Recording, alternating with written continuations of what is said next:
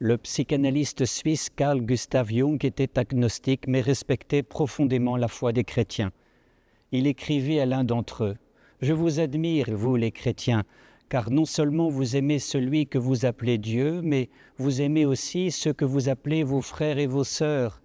Et ces frères et ces sœurs sont non seulement vos proches, mais aussi tous les autres humains, même ceux que vous ne connaissez pas.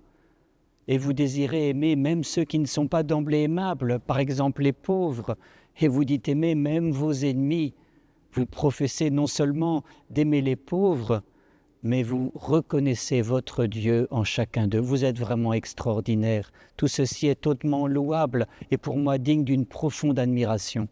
Cependant, je me pose une question à votre endroit. Pourquoi avez-vous tant de mal à aimer le pauvre qui est en vous-même ? Pourquoi ne reconnaissez-vous jamais le Christ dans ce pauvre-là ? S'aimer soi-même, au risque d'aller jusqu'à aimer le pauvre en soi, aimer peut-être cet enfant qui crie en nous, la fameuse estime de soi dont tout le monde parle aujourd'hui et qui semble si difficile à acquérir, pourquoi serait-elle si importante ? Le père Denisonnet écrit que l'humble amour de soi fait passer à l'amour de l'autre pour soi d'abord, puis vers l'amour de l'autre pour l'autre, afin d'être capable avec l'autre d'aimer d'autres encore. Le père Pierre Teilhard de Chardin lui disait que la vie intime régulièrement invite à se centrer sur soi, se connaître afin de s'aimer.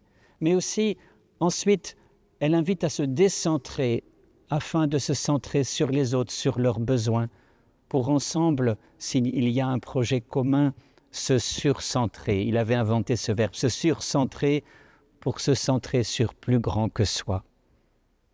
Et enfin, le père Henri Gesmier résume à sa manière cette alchimie proposée par le Christ dans le double commandement d'amour de Dieu et du prochain. Il dit toujours, le seul commandement qui demeure est d'aimer Dieu que je ne vois pas, d'aimer les autres que je vois, et de m'aimer moi-même que je vois et que je ne vois pas.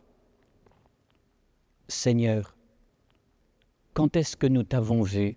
Tu avais donc faim et nous t'avons nourri, tu avais soif et nous t'avons donné à boire, tu étais un étranger et nous t'avons accueilli, tu étais nu et nous t'avons habillé, tu étais malade ou en prison, quand sommes-nous venus jusqu'à toi ? Et le roi leur répondra, « Amen, je vous le dis, chaque fois que vous l'avez fait à l'un de ces plus petits qui sont mes frères, c'est à moi que vous l'avez fait. »